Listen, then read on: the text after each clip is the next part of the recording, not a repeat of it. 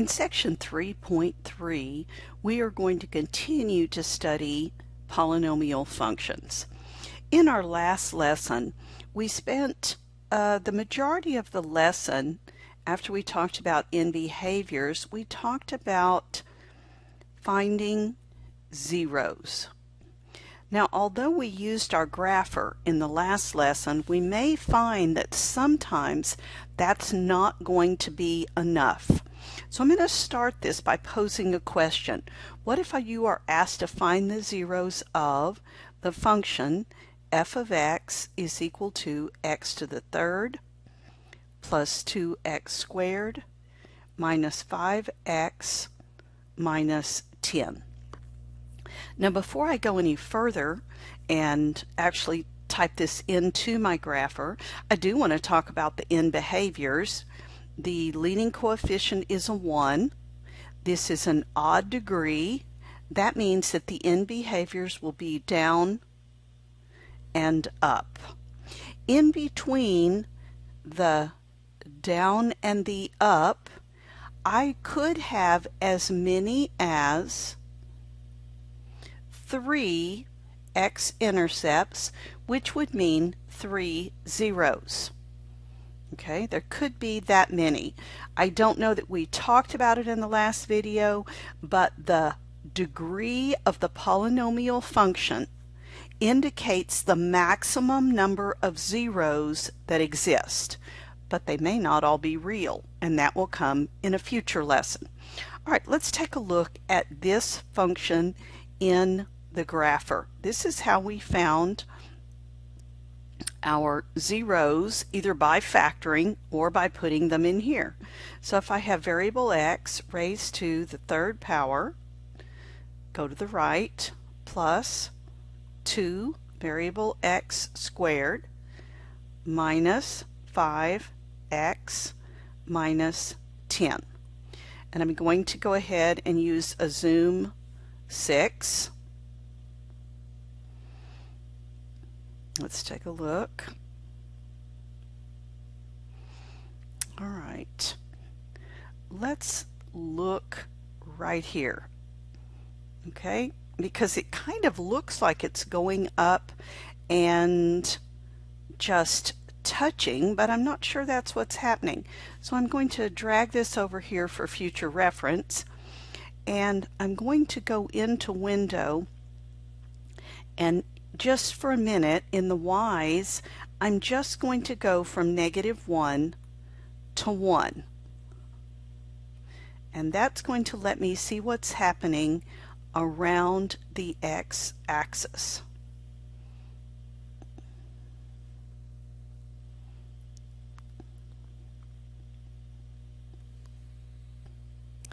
All right, I've gone back to a Zoom 6 window because while we're in this problem, I want to show you something I've not done before. I am still very curious about this right here. I do not believe that I have multiplicity 2 here. So I'm going to show you something we've not done before. It's called Zoom number 1 box. Zoom box allows you to move left and right a free floating plus sign and get it to where you visualize might be a corner of a box and press enter.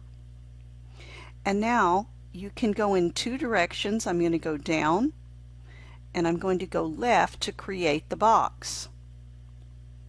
I want to just have that box be my full screen and press enter. So this was a chance for us to look at Zoom box. And you can see there are 2 different x-intercepts right there. So I will do second calc intersect, and I'm going to go find the first one. Enter, enter, enter. Oh, that's an odd number, -2.236068. That's not very good. Let's look at this one. Second calc number 5.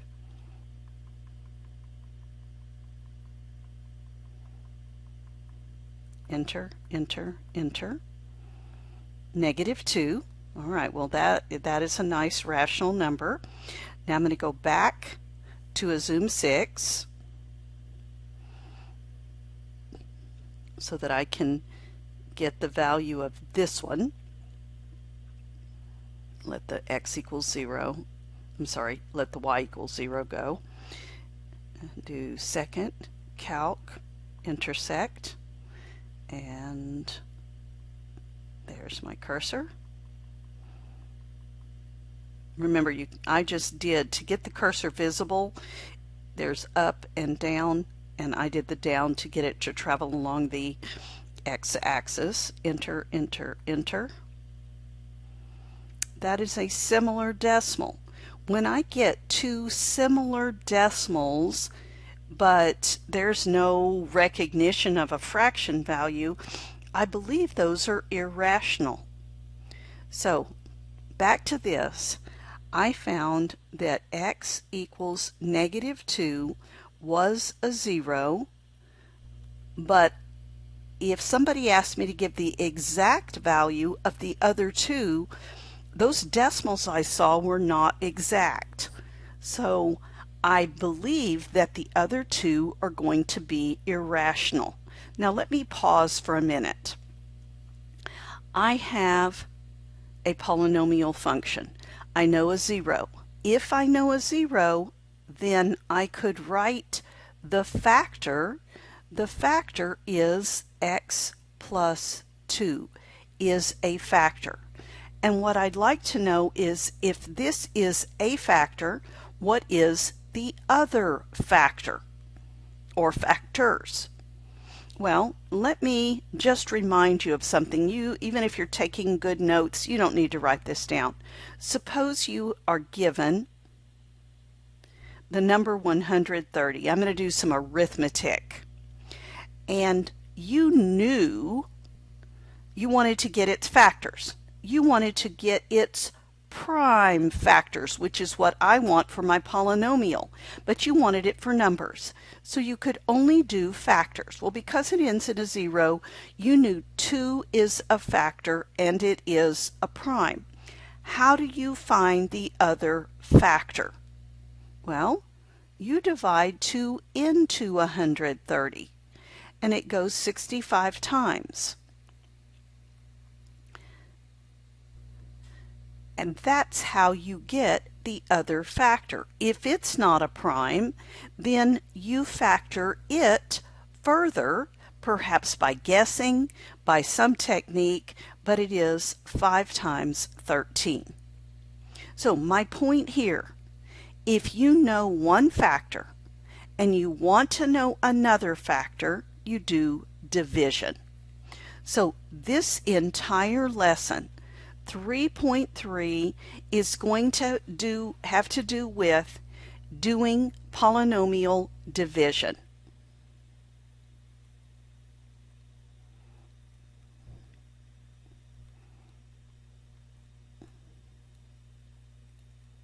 Division polynomials. So there are two methods we will look at. We will look at long division, and we will look at synthetic division.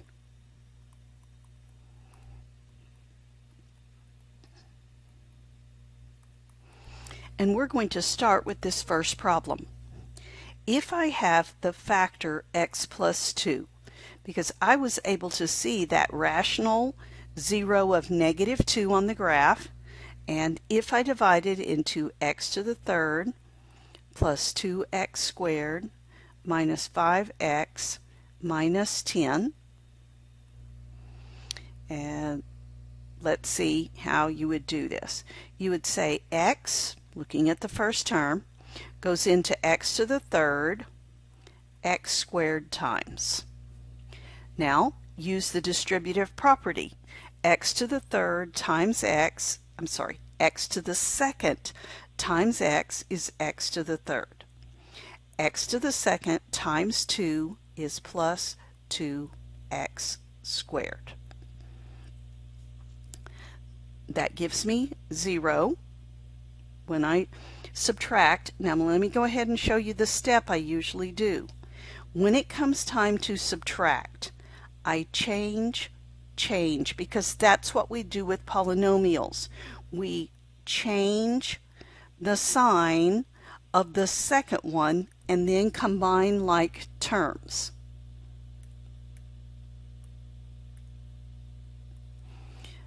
So that canceled out. That will always happen, but in this case that canceled out, and we bring down minus 5x. Well, I'm going to go ahead and need to bring down the minus 10 as well. What do you have to multiply x by to get minus 5x? It is minus 5. Minus 5 times x is minus 5x. Minus 5 times positive 2 is negative 10. Again, change my signs to plus plus.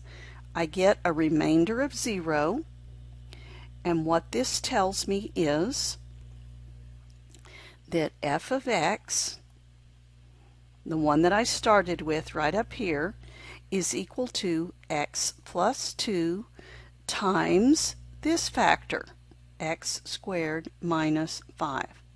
Now that's not quite enough yet because I need linear factors. So I will take the x squared minus 5, set it equal to 0, and solve it. What techniques can I use? This is not factorable. You are welcome to use the quadratic formula, but honestly, I'm going to use the square root property. X squared is equal to 5. That means x is equal to plus or minus the square roots of 5. In factored form, this is x plus 2 times x plus the square root of 5 times x minus the square root of 5. That means that my zeros are negative 2, negative square root of 5, and positive square root of 5. We're going to do plenty more with this, but when you know one of the zeros, one of the factors, you can find the others by long division, by then knocking this down 1 degree from cubic to quadratic, and then you have all of those tools from lesson 1.5 to solve that. In the notes, we have the division algorithm. This is the process. I'll keep reviewing this. And it says that the f of x is the dividend, right here. And it is equal to the divisor times the quotient plus a remainder. For instance, if I have 9 and I want to divide it by 2, 9 divided by 2, that goes in there 4 times, I have 8, I have 1. 9 is equal to the divisor, which was 2, times the quotient, which was 4, plus the remainder, which was 1. And that is the division algorithm in statements. Synthetic division we will get to in just a few minutes. These are available. You can always go back and pause this video. And as we work through some problems, I will talk about two things: the remainder theorem and the factor theorem. These are quite interesting. All right, problem number 1. I'm going to give myself more room. Maybe.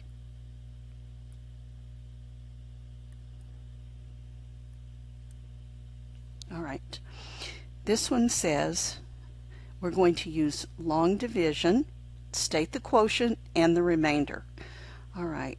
I have x plus 2 into 2x to the third plus 6x squared plus 5x minus 33. What do you have to multiply x by to get 2x to the third? You need 2x squared. 2x squared times x is 2x to the third. 2x squared times 2 is 4x squared. It's time to subtract, but I always change.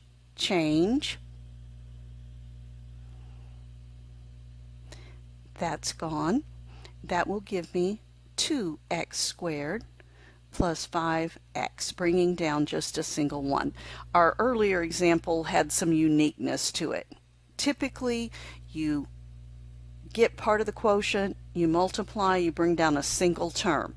I had a 0 here in the last one, and that's why I had to bring down 2 terms. What do you have to multiply x by to get 2x squared? The answer is 2x. 2x times x is 2x squared. 2x times 2 is 4x. Changing color.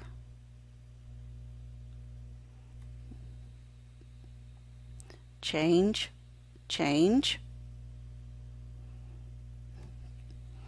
That's gone. That gives me with a single x, bring down minus 33. What do you have to multiply x by to get x? The answer is positive 1. 1 times x is x. 1 times 2 is 2. For the last time, I will change the signs, because rather than subtracting, I change the signs, and then I can use my addition rules for sign numbers. That's gone, and I get, oh, that was 33, sorry. Minus 33 and minus 2 is minus 35. This is my remainder. The answer will be, in this block, we will put 2x squared plus 2x plus 1 plus the fraction negative 35 over the divisor. So if I were writing this without my math lab, I would say plus negative 35 over x plus 2. All right, so there's my answer. What I found was the following. X plus 2 is not a factor of this. How do I know that? It is only a factor when the remainder is 0. So x plus 2 is not a factor because the remainder is not equal to 0. If it were a factor, the remainder would be 0. All right. Now, we didn't do much with long division, but that's because synthetic division is going to be our process of choice. In this one, I could divide using long division. I could divide x minus 3 into 5x squared plus x minus 48. X goes into 5x squared 5x times. 5x times x is 5x squared. 5x times negative 3 is negative 15x. Change the signs. Change. That gives me 16x, bring down minus 48. What do you multiply x by to get 16x? Well, 16. 16 times x is 16x. 16 times negative 3 is negative 48. Whoops. Well, I keep losing that. Come back here.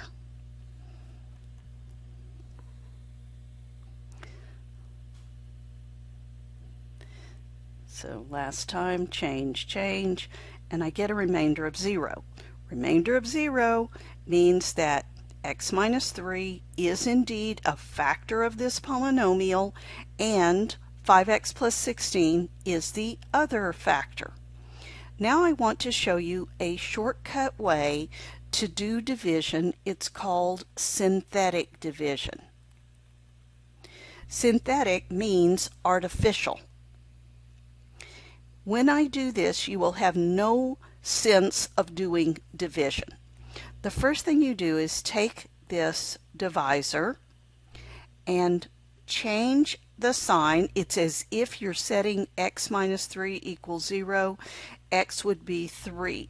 So you change it to positive 3. I am completely inverting the division symbol. I will write only the coefficients, 5, implied 1, negative 48. All right, so this is the only sign change you're going to make right here. It goes from negative 3 to positive 3. You're going to leave a line, a space line, and bring down the 5. Multiply 5 times 3 for 15, and add these two for 16. Multiply 16 times 3 for 48, add for 0. This quantity right here is your remainder. We had a remainder of 0 in long division. We have a remainder of 0 in synthetic division. These are the coefficients of your answer. The one to the furthest right is always a constant. That is your constant. It's a positive. Then the powers build as you go to the left. So x is the coefficient, 5 is the coefficient of x. So this is 5x. This is your quotient, and it is exactly the same as we got over here. It is easy to figure out what the powers of x will be and so on. When you divide, look at your long division, when you divide an x squared by a power of x, single x, it will knock the degree down by 1. So instead of x squared, it will just be x. So that will be helpful. This means x minus 3 is a factor, and it tells me that x minus 3 times 5x plus 16 equals the original 5x squared plus x minus 48. These are factors. Remainder of 0 tells me that. Let's practice synthetic division again. I'm going to take the divisor, which is x plus 4, and this is the only sign change that I make.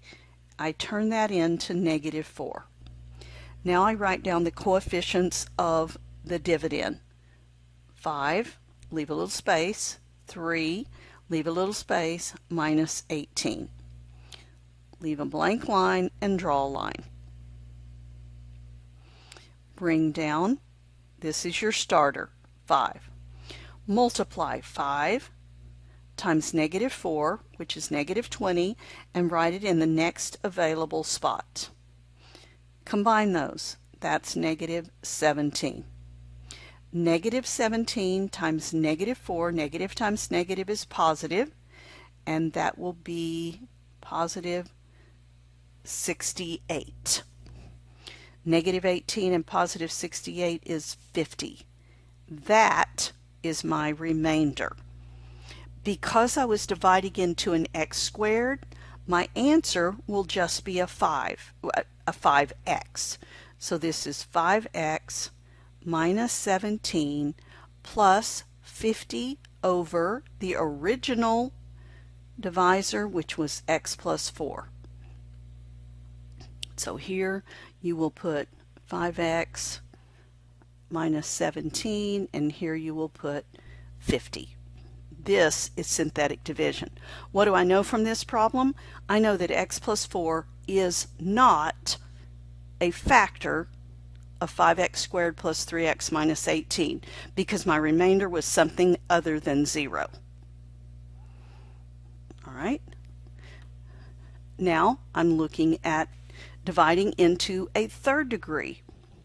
I'm dividing by x minus 4. That means that in synthetic division, this will be positive 4. And I have a 2 for the x cubed, 6 for the x squared, an invisible minus 1 for the x, and the constant 7. Leave a space and draw a line. Bring down your first number, 2. 2 times 4 is 8. Write it down. Add for 14. 14 times 4 is 56. Add for 55. Multiply 55 times 4. I think I need a little help.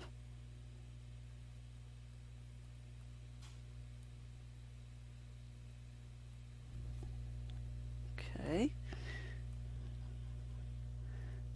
That's 220. Add for 227. That's my remainder. I always know that's my remainder. Now, what is the 2 going to go in front of? Well, if this dividend was an x to the third, then this will be x to the second. So it's 2x to the second plus 14x plus 55. That goes in here. Plus 227 over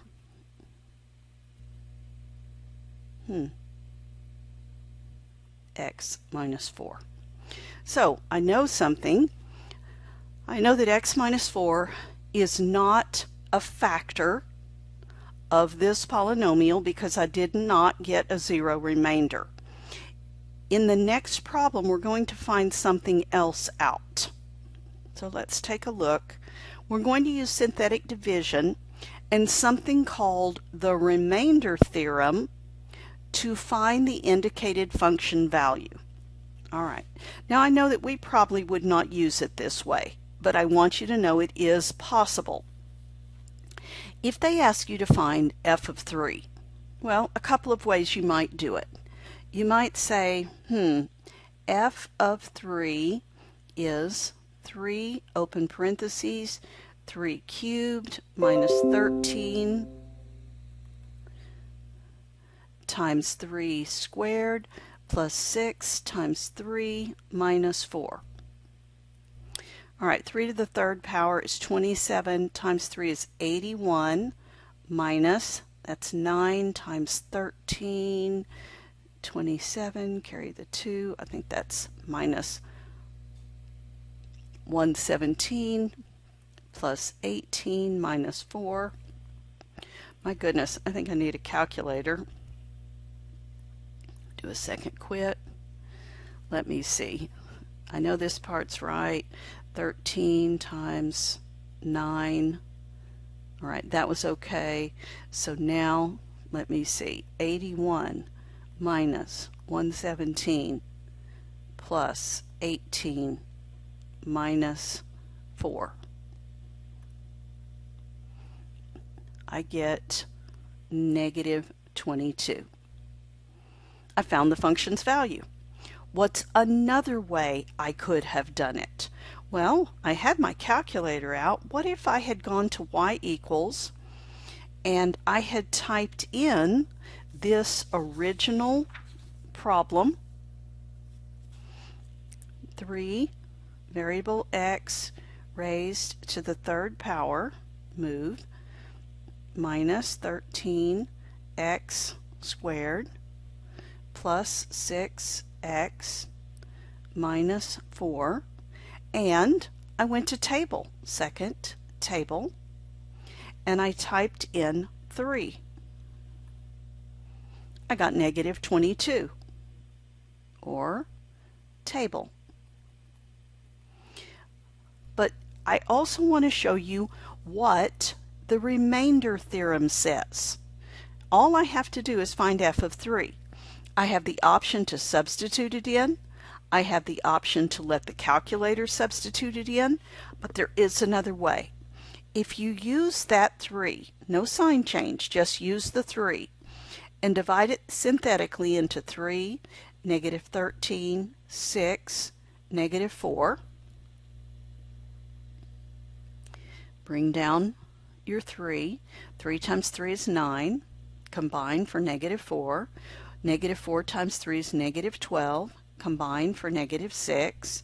Negative 6 times 3 is negative 18. Combine for negative 22. There it is. What the remainder theorem says is the remainder you get if you synthetically divide by the value you're going to substitute in, the remainder you get is the function's value at that number. Sometimes, rather than this being called synthetic division, it is called synthetic substitution. So instead of substituting 3 in, if you synthetically divide by 3, the remainder you get will be the function's value. Let's try that again on number 6. You can try this with your calculator and compare. Synthetically, I'm going to divide by negative 3. You only change it if it's written in factor form. And there's a 4, space, negative 4, negative 5, positive 5. Bring down the 4. 4 times negative 3 is negative 12. Combine for negative 16. Negative 16 times negative 3 is positive 48. Negative 5 and 48 is positive 43. And then I need to multiply 43 times 3. That gives me 9. And it is negative 129. Positive 5 gives me a remainder of negative 124. F of negative 3 is equal to the remainder. That's what the remainder theorem says. Let's do number 7. It should be the same. I'm going to synthetically divide by 7 into 1, 3, 6, negative 6, negative 3. Bring down the 1. 1 times 7 is 7. Add for 10. 10 times 7 is 70. Add for 76. 76 times 7, I don't know.